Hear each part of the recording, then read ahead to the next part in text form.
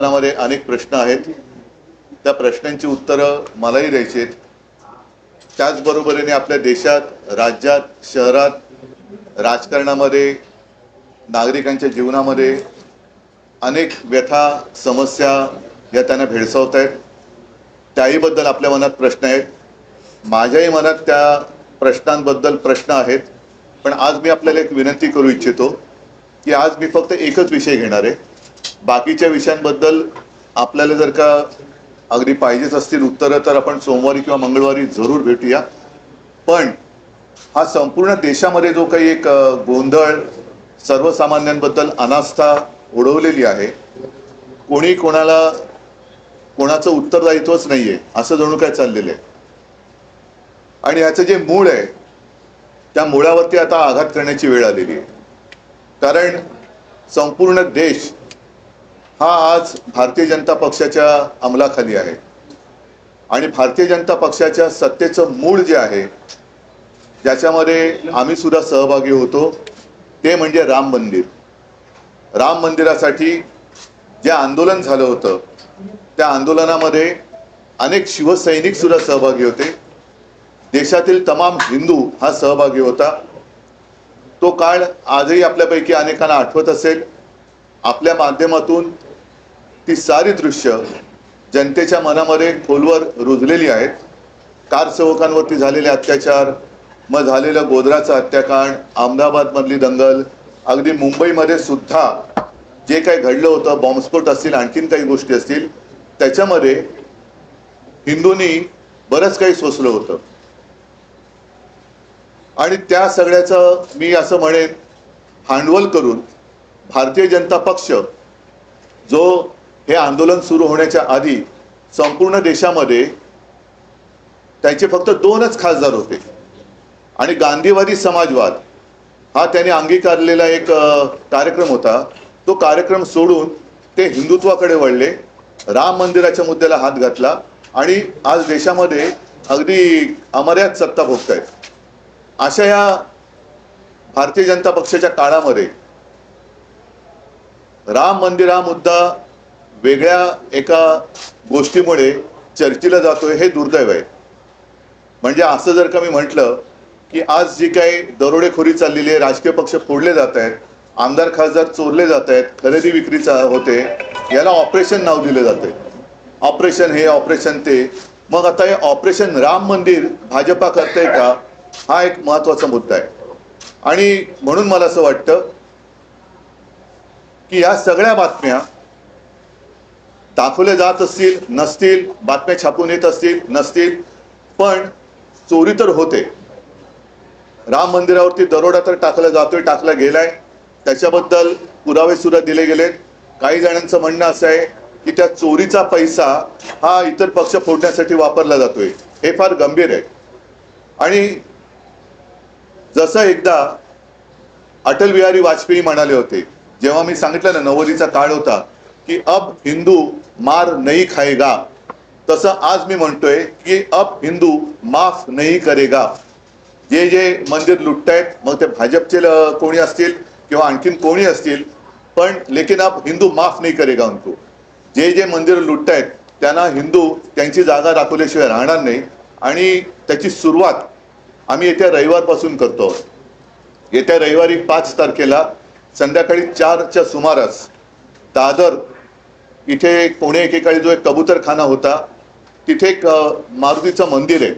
त्या मंदिराच्या समोर तमाम हिंदूंना, ज्यांना असं वाटतंय की भाजपच्या कालखंडामध्ये हिंदुत्व धोक्यात आले म्हणून ज्यांनी मोर्चे काढले होते, त्यांना सुद्धा मी आमंत्रित करतोय. पक्ष वगैरे न बघता जे जे राम भक्त असतील, जे जे हिंदू आहेत, ज्यांना रामाच्या मंदिरात होत असलेली चोरी ही सहन होत नाहीये, पण जाब विचारायचं वाटतोय, ते सगळेजण तिकडे 4च्या सुमारास जमतील. मी स्वतः तिकडे जाणार आहे. माझ्यासोबत शिवसेनेचे नेते असतील, लोकप्रतिनिधी असतील, आणि मी तर म्हणेन केवळ शिवसैनिकच नाही तर तमाम राम भक्त असतील. ज्यांनी हिंदुत्व सोडलेलं नाही, ज्यांनी बाळासाहेबांचे विचार सोडलेले नाहीत, ते सुद्धा हिंदू असतील तर ह्याच्यामध्ये येऊ शकतील. त्यांनी यावं आणि तिथे मग आम्ही रामरक्षा आंदोलन करतो.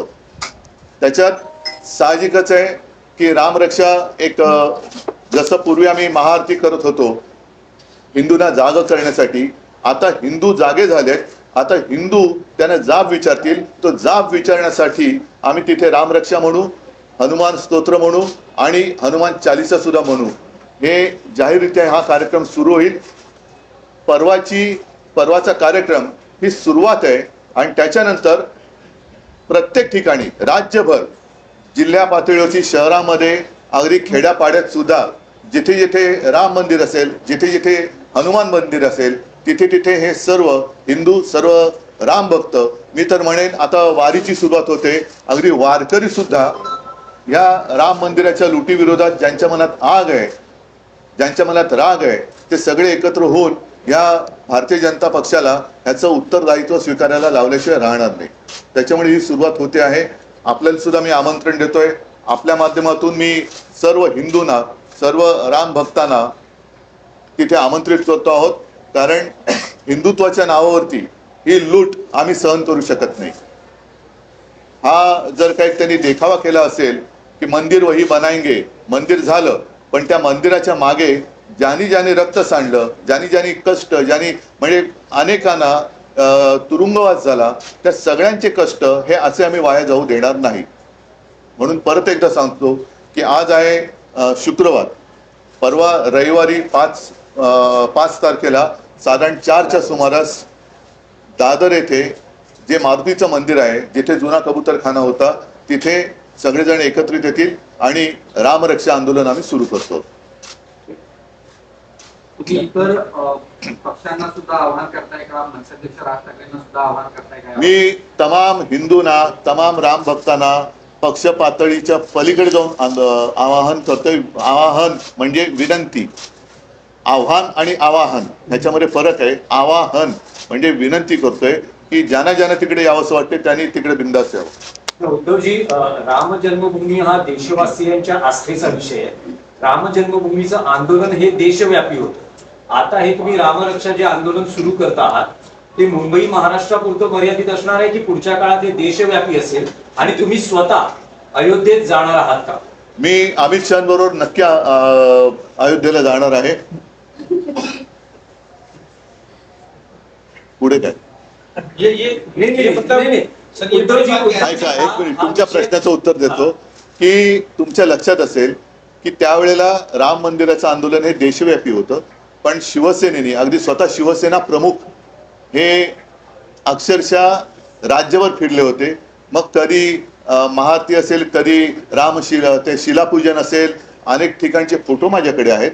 संपूर्ण राज्य हे शिवसेना प्रमुखांनी उठवलं होतं, पेटवलं होतं आणि त्याचसोबत महाराष्ट्राकडनं स्फूर्ती घेऊन मग तिकडे अडवाणीजींनी रथयात्रा काढली होती. मला असं वाटतं की भाजपच्या लोकांना सुद्धा हे जे पटत नाहीये त्यांनी सुद्धा पुढची रथयात्रा काढायला काही हरकत नाही, त्याच्यातही शिवसेना सहभागी व्हायला तयार आहे. आणि देशभर हे आंदोलन झालं पाहिजे. जे हिंदूंच्या भावनेशी खेळतायत, जे हिंदूंच्या भावनेशी खेळलेत आणि हिंदुत्वाचा बुरखा घालून जे राम मंदिर लुटतायत ते माझ्या मते देशद्रोह करतायत. हा, देशभरात सुरू झाले, पण महाराष्ट्र त्याच्यामध्ये मागे राहणार नाही. महाराष्ट्र हा नेतृत्व करेल आणि असं हिंदूंच्या भावना या कोणी अशा स्वतःच्या खेळण्यासाठी वापरू नये, स्वतःच्या स्वार्थासाठी वापरू नये. एक बड़ी बात आपने कही है कि आप अमित शाह के साथ अयोध्या जाएंगे, इसे क्या सिर्फ ऐसे ही जो है नहीं, वो छोड़ो. एक मजाक की बात मैंने की, क्योंकि कल ही मैंने सुना कि अमित शाह भी खुद गए नहीं, ऐसे किसी ने कहा है. तो वो बात छोड़ो.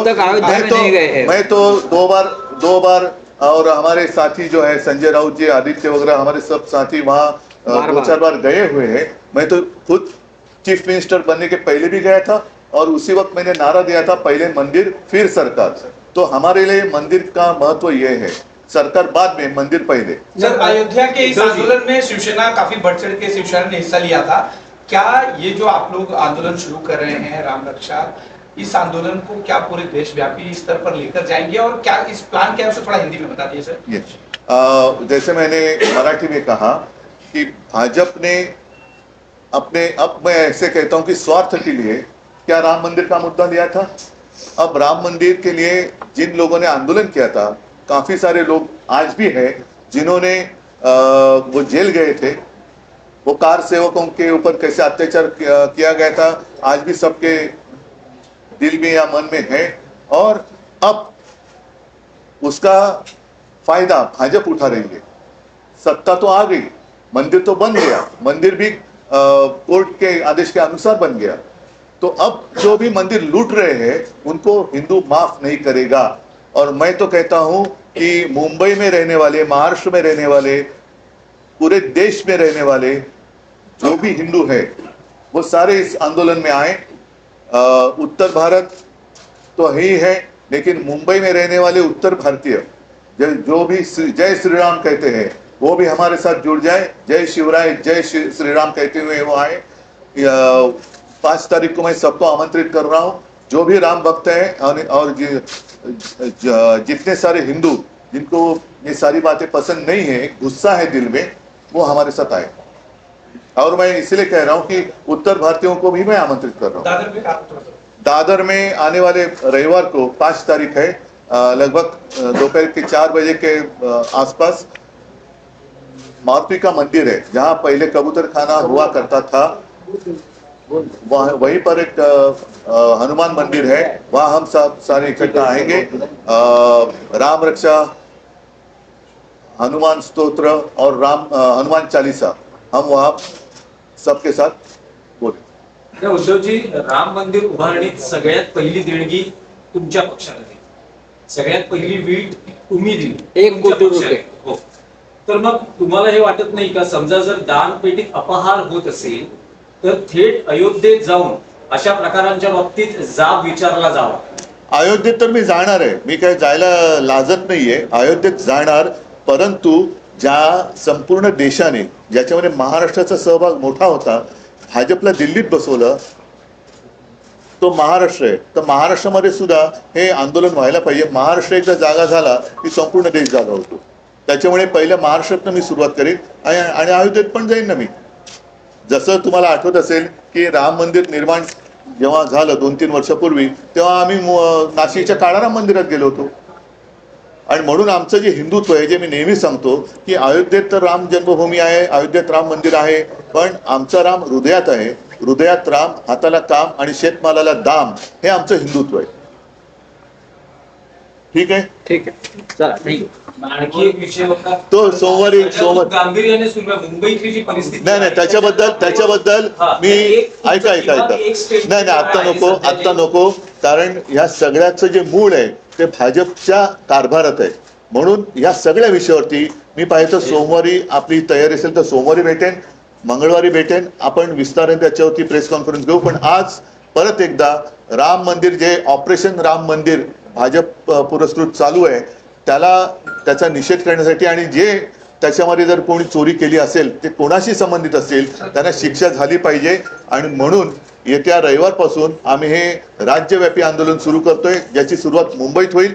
राज्यामध्ये खेड्यापाड्यात, गावागावात कधी कुठे कसं करायचं, तो सुद्धा कार्यक्रम आम्ही लवकर जायचं।